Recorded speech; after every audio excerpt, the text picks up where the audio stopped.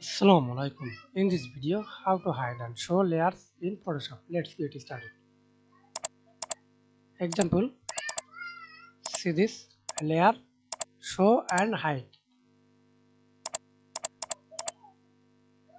And again, hold shift, click the last layer, selected this to this layer, press Ctrl Z and simply hide, show and hide.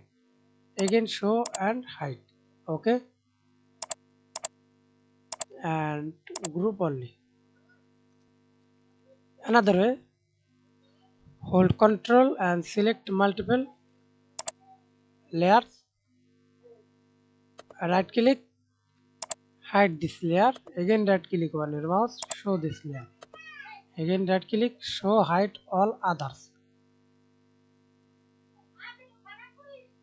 Okay, again show hide,